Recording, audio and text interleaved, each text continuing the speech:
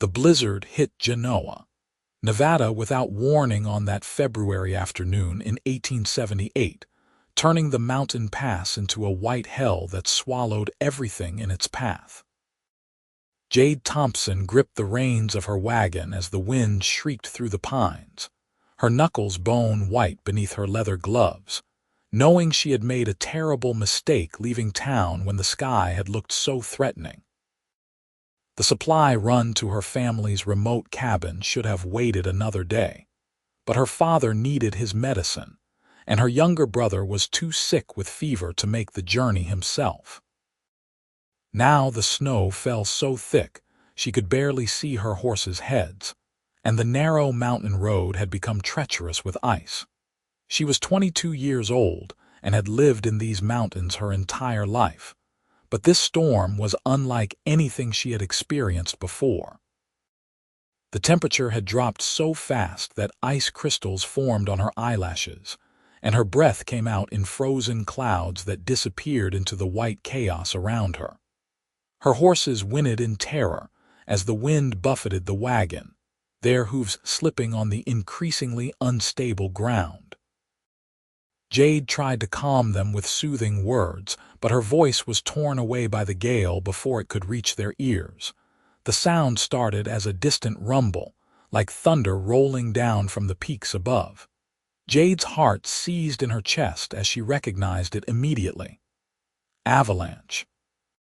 She had heard stories all her life about the deadly snowslides that could bury entire mining camps, that could sweep away everything in their path like God's own broom. Her eyes darted up the mountainside, trying to see through the blinding snow, but it was impossible to tell where the danger was coming from. Then she saw it. A wall of white death rushing down the slope toward the road, moving faster than anything that size had any right to move. There was no time to think, no time to pray, only time to throw herself from the wagon seat and try to run. Her boots hit the snow-covered ground and she stumbled, her heavy skirts tangling around her legs. Behind her, she heard her horses scream, a sound that would haunt her if she lived through this. The roar became deafening, consuming all other sound, and then the world went white and heavy and cold. The impact knocked every bit of air from her lungs. Snow filled her mouth, her nose, pressed against her eyes. The weight was incredible, crushing, like the entire mountain had decided to sit on her chest. She tried to move her arms, but they were pinned. Tried to kick her legs, but they might as well have been carved from stone for all the good it did. Panic flooded through her veins like ice water. She was buried alive, trapped in a frozen tomb, and no one knew where she was. No one would come looking until the storm cleared, and by then it would be far too late.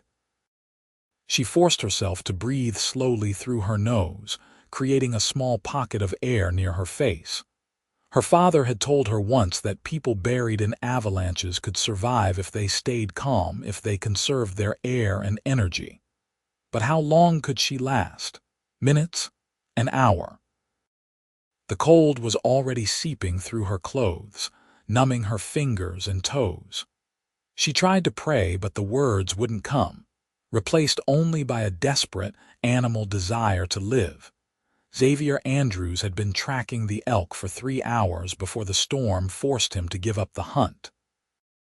At 26, he had spent the better part of his adult life as a cowboy and wilderness guide, knowing these mountains as well as any man alive. His ranch was 5 miles south of Genoa, a modest spread where he raised horses and cattle, though lately he had been spending more time guiding wealthy Easterners on hunting expeditions than working his own land. The money was good, and it kept him from having to sell off any of his herd during the hard winters. But this storm was a killer. He had seen the signs in the sky that morning, the strange yellowish cast to the clouds, the way the birds had gone silent and still. Old-timers called it earthquake weather, though Xavier had never felt a tremor in his life. He had secured his livestock, and made sure his cabin was stocked with wood and supplies before the first flakes started to fall. Now he was trying to make it back before the visibility dropped to nothing.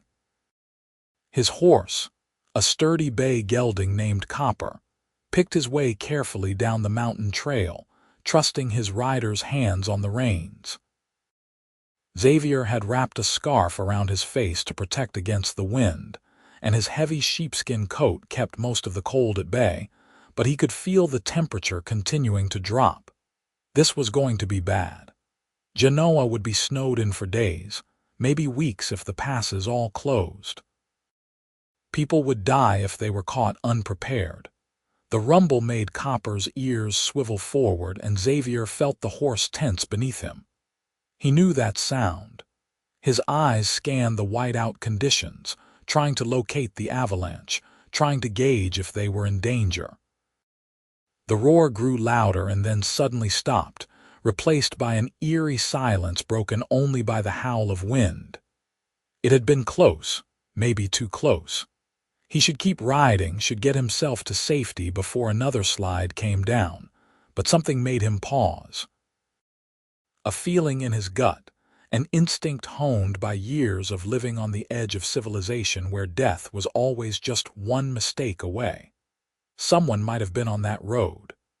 The pass was the main route between Genoa and the homesteads to the east. If anyone had been foolish enough or desperate enough to travel in this weather, they could be buried right now, suffocating under tons of snow. Xavier turned Copper toward where he thought the slide had come down, urging the horse forward despite the animal's reluctance. It took him 20 minutes to find the debris field, a massive fan of snow and broken trees that had swept across the road and down the far slope. His trained eye could see where the slide had started, a wide scar on the mountainside above. And there, partially buried in the snow, was the shattered remains of a wagon. His heart kicked into a gallop. He dismounted and tied Copper to a tree that had somehow remained standing, then ran toward the wreckage. One of the wagon horses was dead, its neck broken, but the other was missing, probably swept further down the slope. Supplies were scattered everywhere, half buried in the snow. A medicine bottle, a sack of flour split open and leaking white powder. A woman's shawl caught on a piece of splintered wood, a woman. There had been a woman driving this wagon. Xavier cupped his hands around his mouth and shouted, "Hello, can you hear me? Where are you?" The wind threw his words back in his face. He looked at the avalanche debris, trying to calculate where someone thrown from the wagon might have ended up. The science of it was inexact at best. Slides were chaotic, violent things that could carry a person hundreds of yards or bury them right where they stood. He started digging with his gloved hands, working in a methodical pattern, feeling through the snow for anything solid. His fingers were already going numb despite the leather, but he didn't dare stop. Every second mattered. After 5 minutes, his hand struck something that wasn't snow or rock. Fabric. He dug faster, his breath coming in ragged gasps from the exertion and the altitude and the fear that he would be too late. A hand emerged from the snow, then an arm in a dark blue sleeve. Xavier's heart soared with hope and terror in equal measure. He cleared the snow away from her upper body, revealing a young woman's face, pale as death, her lips tinged with blue. Her eyes were closed. He pressed his fingers to her throat, searching for a pulse, and nearly shouted with relief when he felt the faint, thready beat beneath her cold skin. She was alive. Barely, but alive.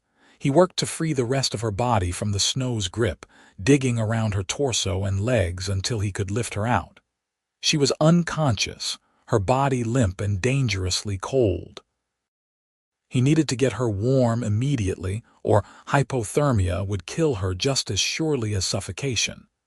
His cabin was too far, but there was an old line shack about a mile from here, a shelter used by cowboys during the summer when they were moving cattle through the high country. It would have to do. Xavier carried her to where Copper waited, the horse's eyes rolling white at the smell of death that clung to them both. He managed to get into the saddle with her cradled against his chest, her head lolling against his shoulder. She was small, probably not more than 5 feet and a few inches, but solid with the kind of strength that came from hard work. Her dark brown hair had come loose from its pins and hung in wet tangles down her back. He urged Copper forward, one arm locked around the woman to keep her secure, the other hand on the reins. The horse moved as quickly as he dared through the storm, sensing his rider's urgency. Xavier talked to her as they rode, though he didn't know if she could hear him. "Stay with me now. You're going to be fine. I've got you. Just hold on a little longer." The line shack appeared through the snow like a ghost, its rough wooden walls barely visible in the white out. Xavier dismounted and carried her inside, kicking the door open with his boot. The interior was dark and barely warmer than outside, but at least it was out of the wind. He laid her on the wooden bunk in the corner, then immediately set about building a fire in the small stove. His hands shook as he struck the match, whether from cold or fear he couldn't say.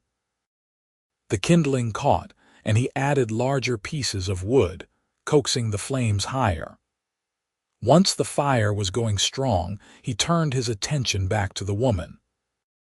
Her clothes were soaked through with melted snow, and he knew he needed to get her out of them before the wet fabric stole what little body heat she had left. It felt wrong, invasive, but leaving her in those clothes would kill her. He worked quickly and methodically, averting his eyes as much as possible while he stripped away her heavy coat, her dress, her layers of undergarments. Her skin was ice cold to the touch, pale with a grayish tinge that terrified him.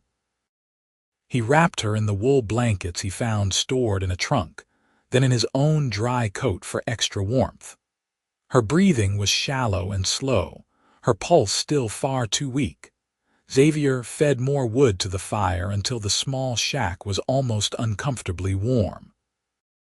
He rubbed her hands and feet, trying to restore circulation, wincing at how cold they were.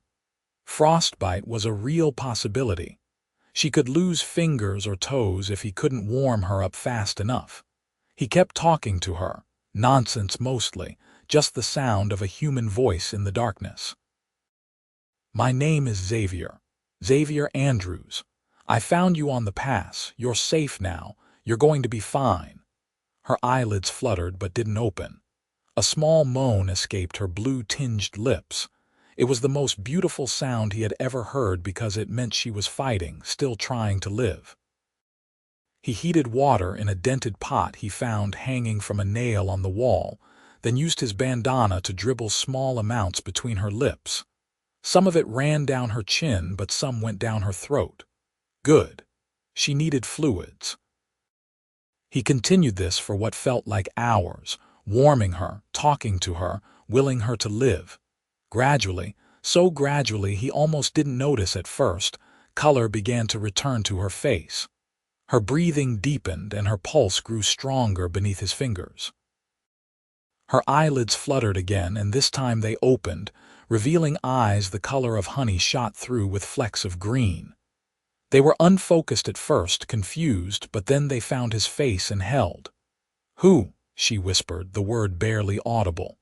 "Xavier Andrews. I found you on the mountain." "There was an avalanche. Do you remember?" Her brow furrowed as she tried to recall. "Wagon, my horses. The snow." Tears suddenly filled her eyes. "Oh God, my horses. One didn't make it, I'm sorry. The other might have survived, I don't know, but you're alive and that's what matters right now." She tried to sit up and then realized she was naked beneath the blankets. Her face flushed red and she clutched the wool tighter to her chest. "Where are my clothes?" They were wet. "I had to get them off you or you would have died from the cold. They're drying by the fire." "I didn't look at anything I didn't have to, I swear it." He turned his back to give her privacy, moving to check her clothes hanging from nails near the stove. "I'm Xavier Andrews. I have a ranch south of Genoa, Jade Thompson." Her voice was stronger now, though it still shook. "My family has a homestead east of town. I was taking supplies to them. My father needs medicine and my brother is sick." Xavier's jaw tightened. "The medicine from the wagon." "Yes, did you see it? A bottle of laudanum. Please tell me it didn't get lost." He thought about the scattered supplies, the broken bottle he had seen in the snow. "I can look for it when the storm clears. But right now, we're stuck here. It's not safe to travel and it'll be dark soon." He heard the rustle of blankets behind him and risked a glance back. She had wrapped herself up like a cocoon, only her face visible. Despite everything she had been through, there was a fierce determination in her eyes that spoke of incredible strength. "My family will be worried," she said. "They'll be glad you're alive when we get you back to them. That storm could have killed you 3 times over." He poured more warm water into a tin cup and brought it to her, keeping his eyes on her face.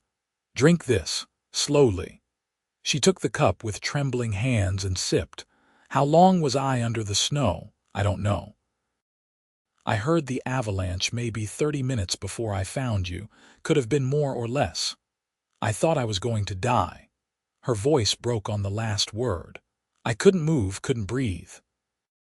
The weight was crushing me, and all I could think was that no one would find me, that I would die alone in the dark." Xavier felt something twist in his chest at the raw fear in her voice. Without thinking, he reached out and covered her hand with his. "But you didn't die. You fought and you survived. That takes courage." She looked down at their joined hands, and for a moment neither of them moved. Then she pulled away, taking another sip of water. "Thank you for saving my life, Mr. Andrews. Xavier, please. And you don't need to thank me. Any decent man would have done the same." "That's not true, and we both know it. Plenty of men would have kept riding to save themselves." She met his eyes. "You risked your life to dig me out. That's not something I'll forget." The storm raged outside for the rest of that day and through the night. Xavier kept the fire burning and made a simple meal from the supplies kept in the shack: beans and hardtack that were old but edible. Jade's clothes dried enough for her to dress while he stepped outside, and when he came back and she was sitting on the bunk, wrapped in a blanket, looking exhausted but alive. They talked through the night, neither of them able to sleep in the strange circumstances. Xavier learned that Jade was the eldest of 4 children, that her mother had died 3 years ago from pneumonia, and that she had been helping her father run their homestead ever since. She had a no-nonsense way of talking that he found refreshing. None of the false modesty or silly giggling that some young women seem to think was attractive. Jade learned that Xavier had come west from Missouri after the war, that he had started his ranch from nothing and built it into something he was proud of. He talked about his love for the mountains, for the hard but honest life of raising livestock and working the land. She could see the passion in his eyes when he spoke about his horses, the way his whole face lit up. "Why didn't you ever marry?" she asked when the conversation lulled. "A man with a ranch seems like he'd have his pick of women." Xavier was quiet for a long moment. "I guess I never found someone who understood this life. City women want you to move to town, take a job in a store or an office. Country women want you to give up the ranch and farm instead because it's safer." "I don't want safe, I want to live," Jade smiled. "I understand that. My father wanted me to move to San Francisco with my aunt, said I could find a husband there, live a comfortable life. But I can't imagine being anywhere else but these mountains. They're in my blood." Something passed between them in that moment, an understanding, a recognition of kindred spirits. Xavier felt it in his chest like a physical pull, drawing him toward this woman he had met only hours ago. It was absurd and impossible, and yet undeniable. The storm finally broke just before dawn, the wind dying to nothing and the snow stopping as abruptly as it had started. Xavier stepped outside to check conditions and found the world transformed into a pristine white wonderland.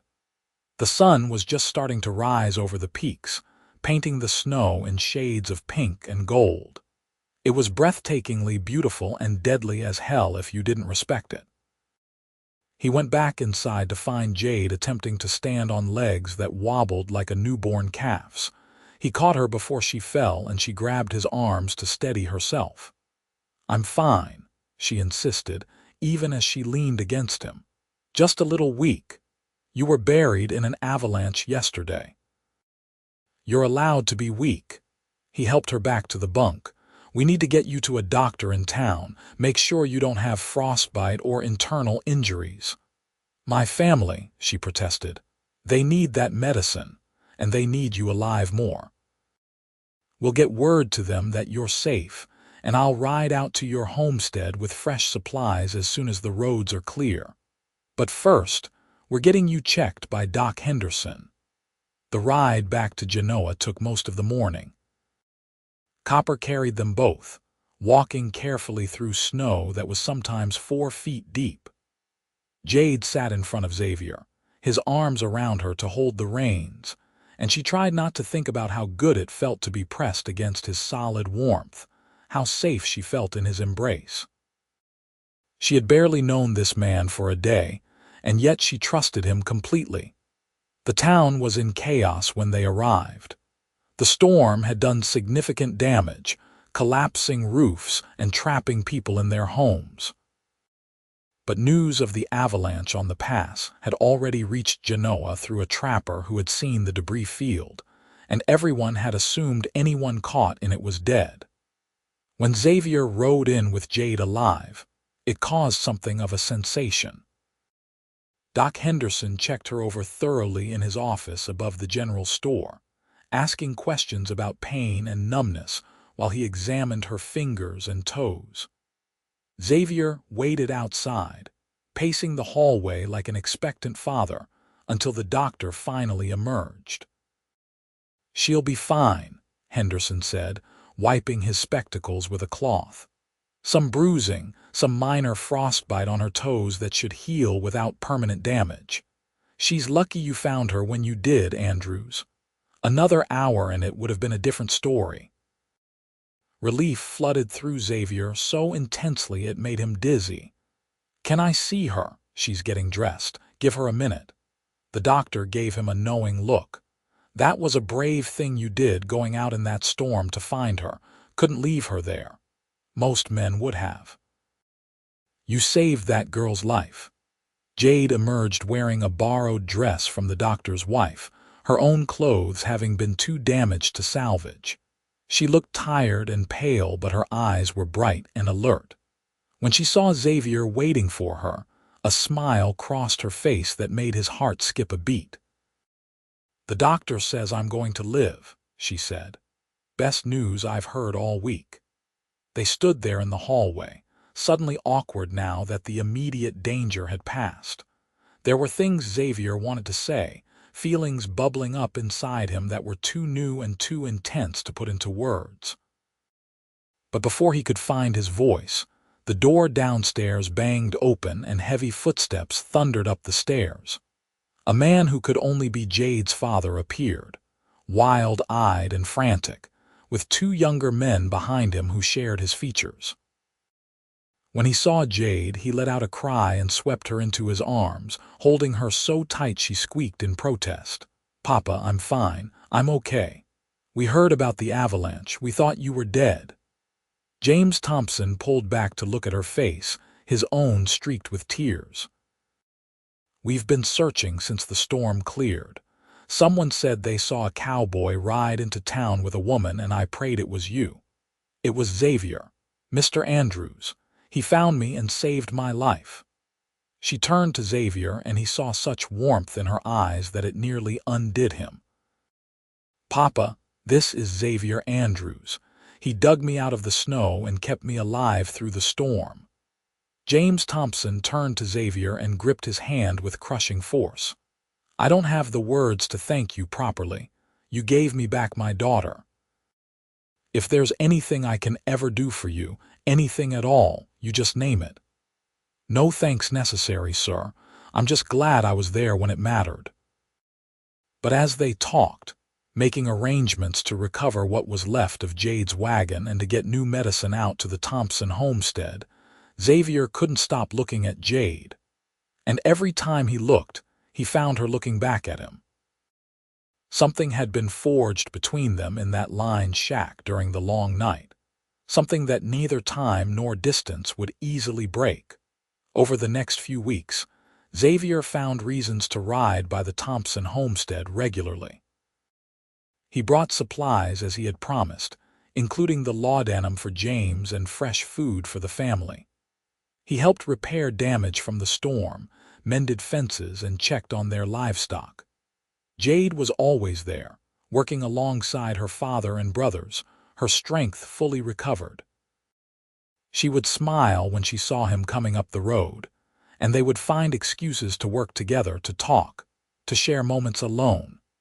He learned that she could shoot better than most men, that she had a gift for gentling horses, that she sang while she worked in a voice that was clear and true. She learned that he was patient and kind, that he had a dry sense of humor, that he read books in the evenings and could quote Shakespeare. They discovered they both loved thunderstorms, hated raisins, and dreamed of raising the finest horses in Nevada. James Thompson watched all of this with knowing eyes. He had seen the way Xavier looked at his daughter, the way she looked back. He had asked around town about the young rancher and heard only good things: hardworking, honest, respected by everyone who knew him. James had worried about what would happen to Jade after he was gone, worried that she would end up alone trying to manage the homestead by herself. But this man, this Xavier Andrews who had risked his life to save a stranger, this was someone he could trust with his daughter's future. Spring came to the mountains in a rush of melting snow and rushing streams. The passes opened, and life returned to normal in Genoa. Xavier had stayed away from the Thompson place for a week, trying to give Jade space, trying to convince himself that what he felt wasn't real, that it was just the intensity of their first meeting making him think he was in love. But the distance only made it worse. He thought about her constantly, dreamed about her at night, found himself talking to his horses about her, until even Copper seemed tired of hearing her name. Finally, he could stand it no longer. He saddled up and rode out to the homestead, his heart hammering in his chest like he was heading into battle. He found Jade working in the garden behind the house, planting seeds for the summer vegetables. She looked up at the sound of hoofbeats and shaded her eyes against the sun. When she recognized him, her face broke into a smile that lit up her whole face. "Xavier, I was starting to think you'd forgotten about us." He dismounted and walked toward her, turning his hat in his hands like a nervous schoolboy. "Could never forget. I've been trying to stay away, actually."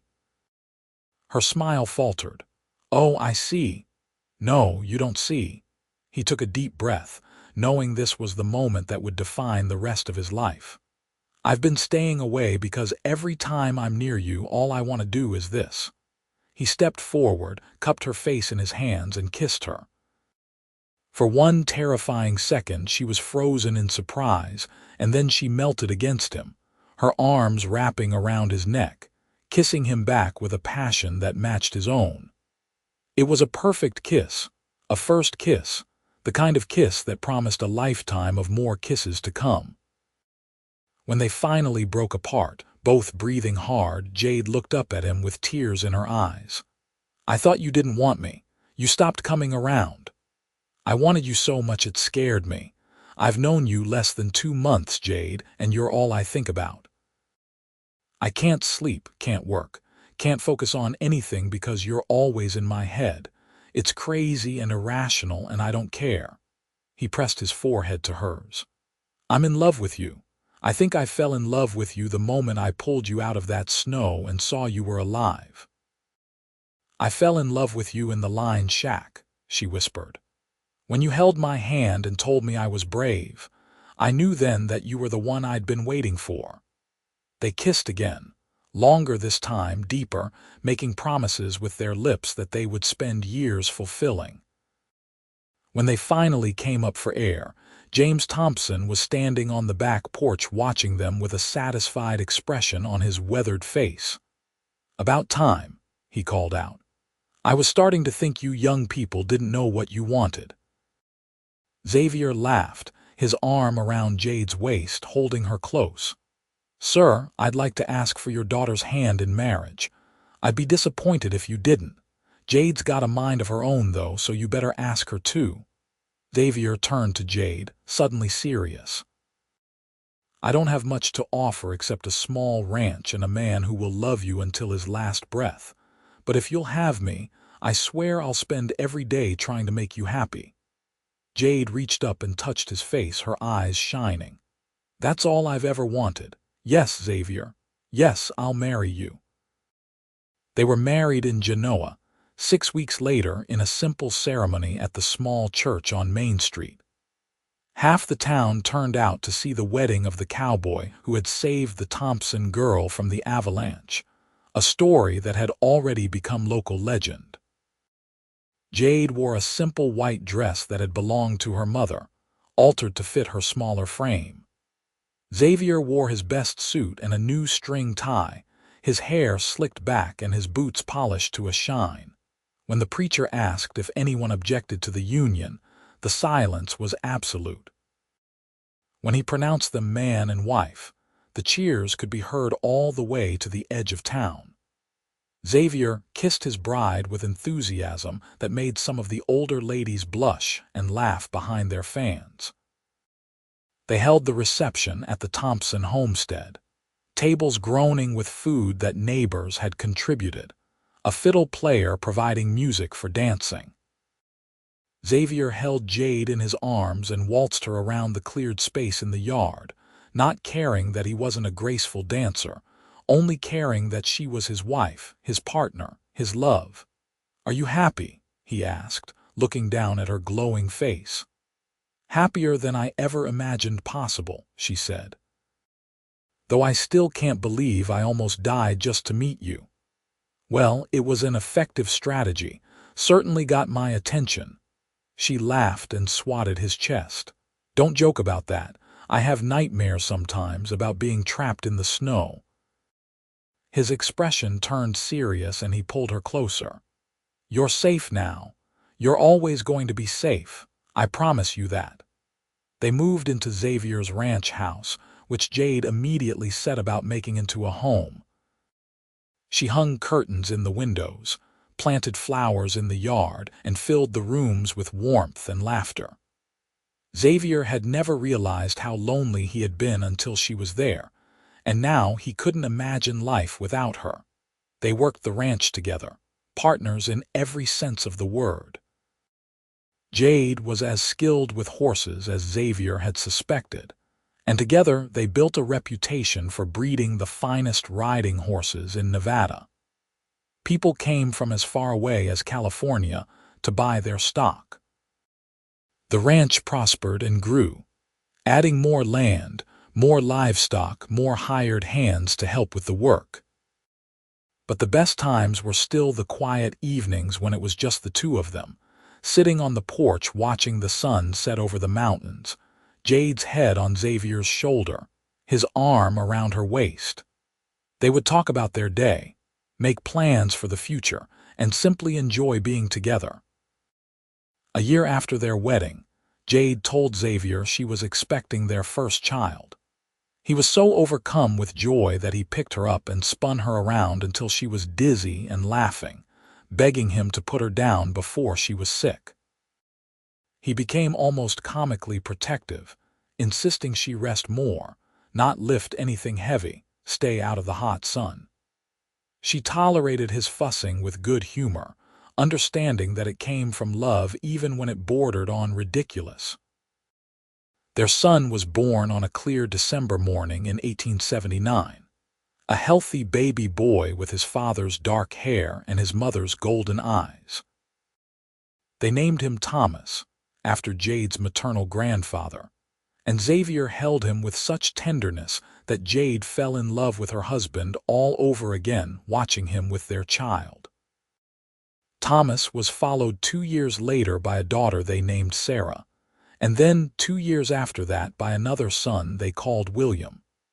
The ranch house rang with the sound of children's laughter, of running feet and shouted games. Xavier built a larger barn and expanded the house, adding rooms for their growing family. Jade Thompson lived long enough to see all 3 of his grandchildren born, long enough to know that his daughter was happy and well cared for. When he passed peacefully in his sleep at the age of 68, Jade grieved but took comfort in knowing he had died content. The homestead was divided between her younger brothers, who continued to work it together. The years passed in a blur of seasons, of roundups and brandings, of foals being born and children growing. Xavier's hair started to show gray at the temples, and Jade's hands grew rough from work, but the love between them never diminished. If anything, it grew stronger, deepened by shared experiences and weathered storms both literal and figurative. They faced droughts that killed half their cattle and harsh winters that tested their endurance. They survived economic panics that ruined other ranchers and held on by their fingernails more than once. But they always faced these challenges together, never giving up, never losing faith in each other or in the life they had built. Thomas grew up to be a skilled horseman like his parents, taking over more and more of the ranch operations as Xavier's body began to slow with age. Sarah married a banker from Genoa and moved to town, though she visited the ranch regularly with her own children. William decided he wanted to be a doctor and went east to medical school, breaking his parents' hearts a little even as they supported his dreams.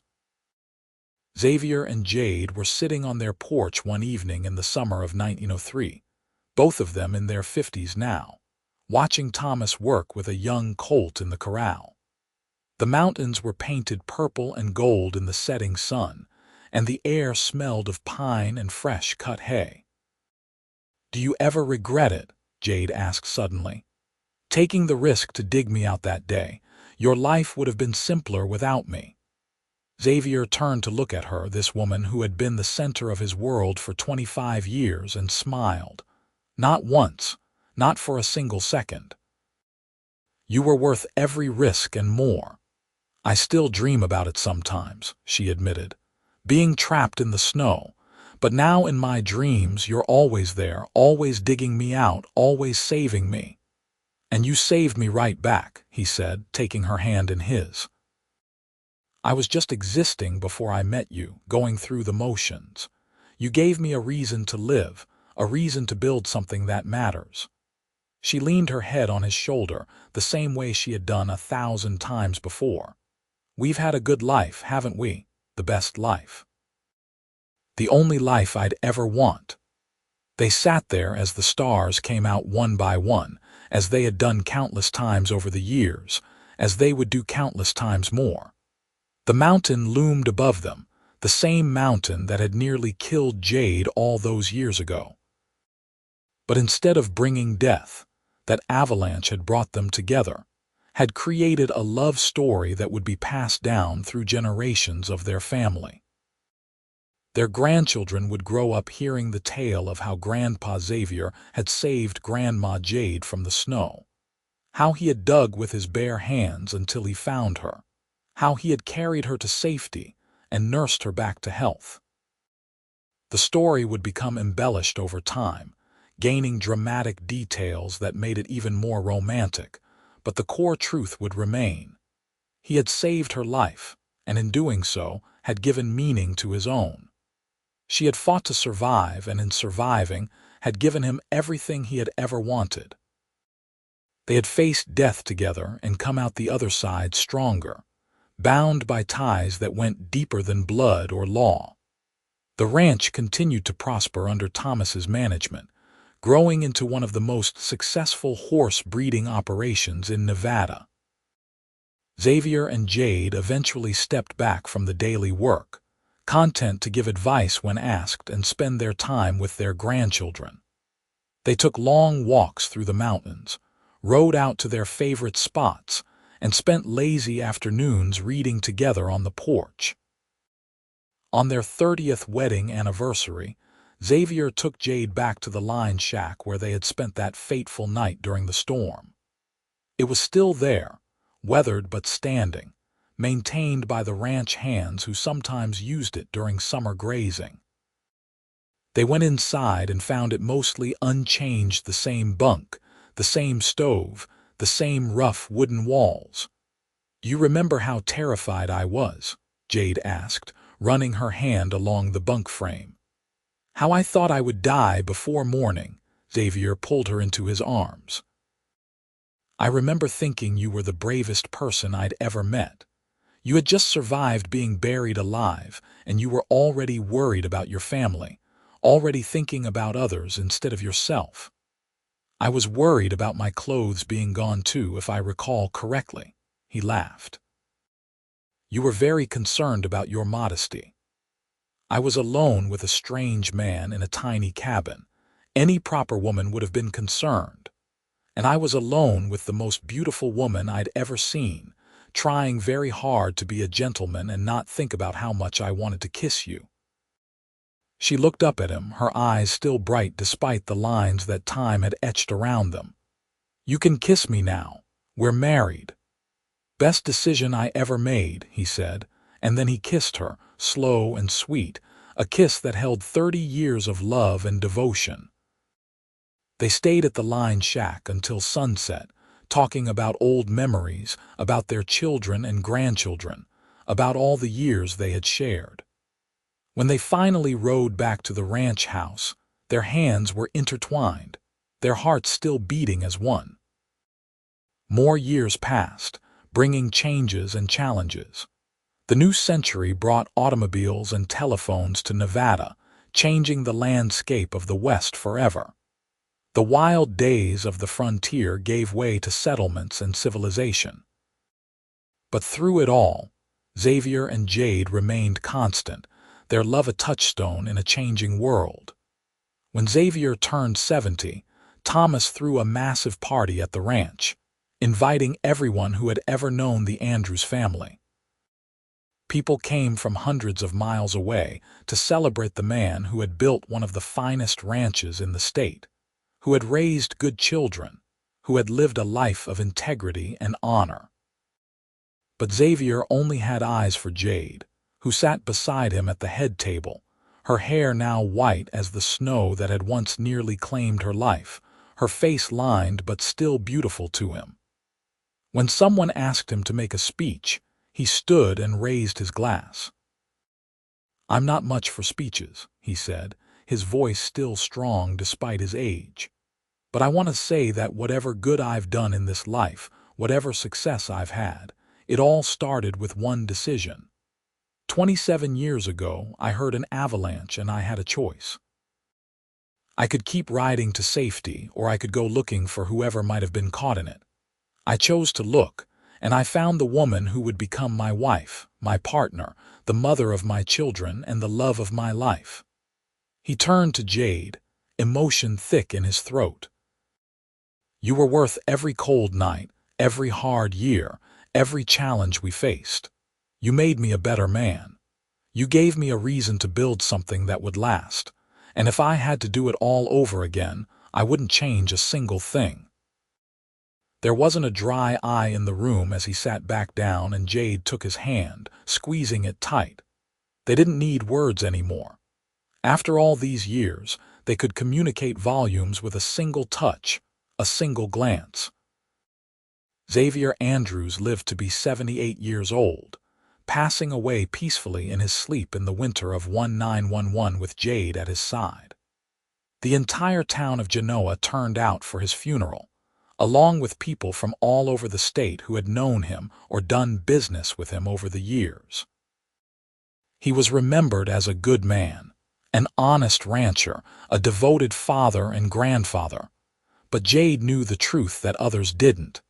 He had been more than good, he had been extraordinary. He had been the man who risked everything to save a stranger, who loved without reservation, who built a legacy not just of land and livestock but of kindness and integrity. He had been her hero, her love, her everything. She lived another 8 years without him, surrounded by children and grandchildren and even a few great-grandchildren. She never remarried, never even considered it. Xavier had been the love of her life, the only man she could ever want.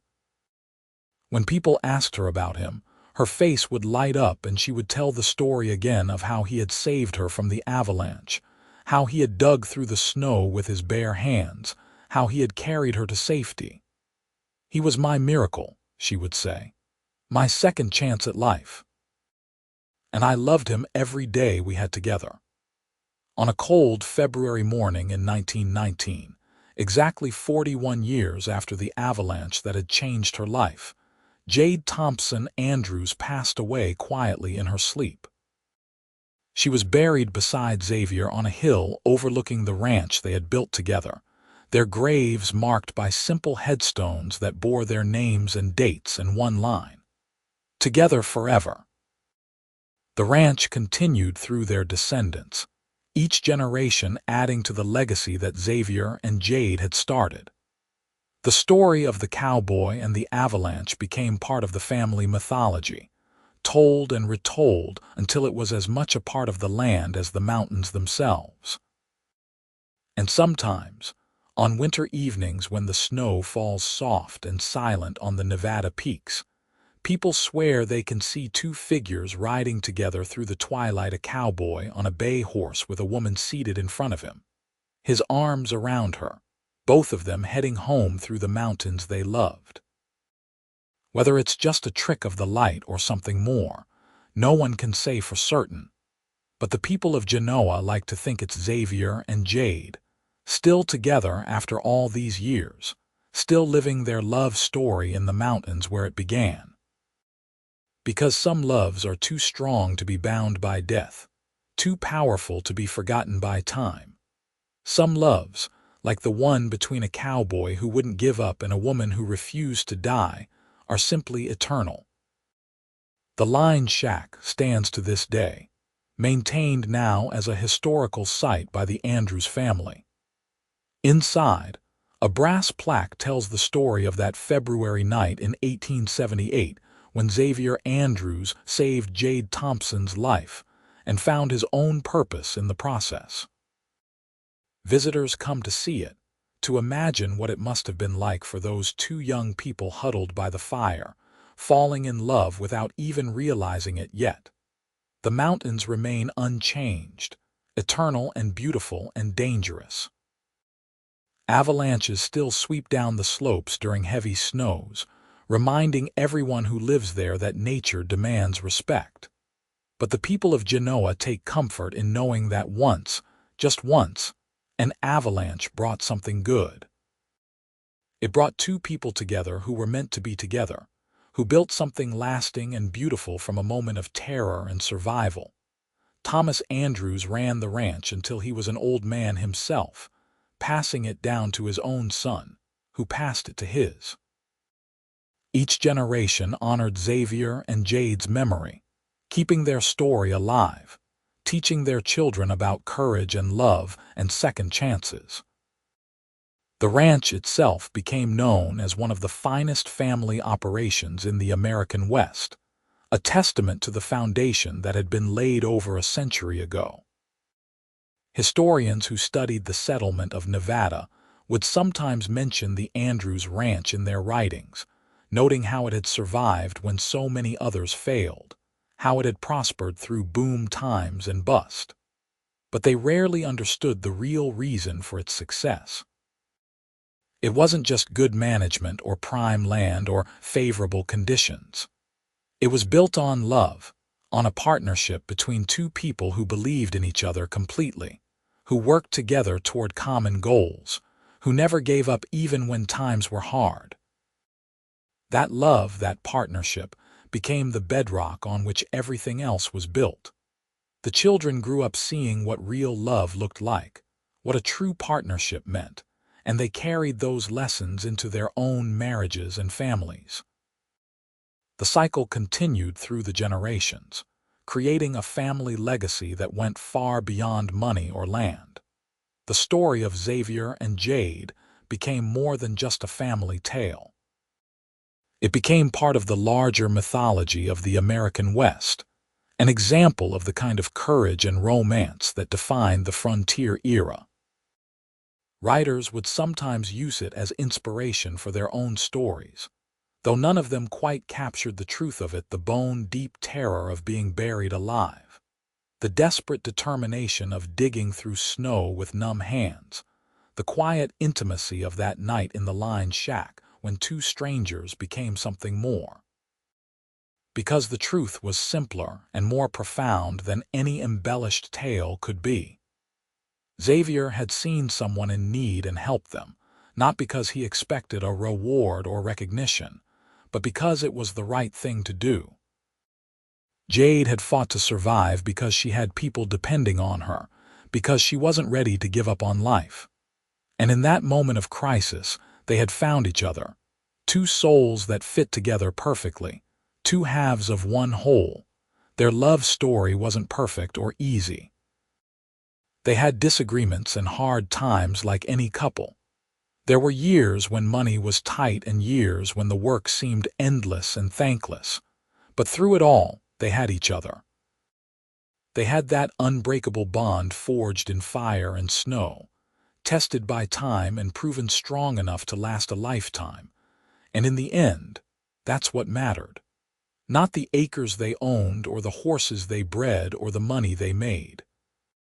What mattered was that they loved each other deeply and truly, that they built a life together filled with joy and meaning, that they left behind children and grandchildren who knew what real love looked like. The mountains of Nevada still stand tall and proud, watching over the valley where Genoa sits nestled among the pines. The pass where the avalanche occurred is still used by travelers, though it's paved now and much safer than it was in 1878. But the old-timers still point out the spot as they drive by, still tell the story to anyone who will listen. And every February, on the anniversary of the avalanche, the Andrews family gathers at Xavier and Jade's graves on the hill. They bring flowers and share a meal and tell the story again for the youngest members who are hearing it for the first time. They talk about courage and love and the importance of family. They remember the two people who started it all, who loved each other so much that their love echoes down through the years. The sun sets over the ranch, painting the snow-covered peaks in shades of pink and gold, the same colors Xavier and Jade watched together so many times. The wind whispers through the pines, carrying with it the faint sound of laughter and the memory of two people who refused to let death separate them, who chose love over fear, who built something that would last long after they were gone. And somewhere in those mountains, perhaps in that space between the physical world and whatever comes after, Xavier and Jade ride together still, his arms around her, her head against his shoulder, both of them finally home where they belong, together forever in the land they loved.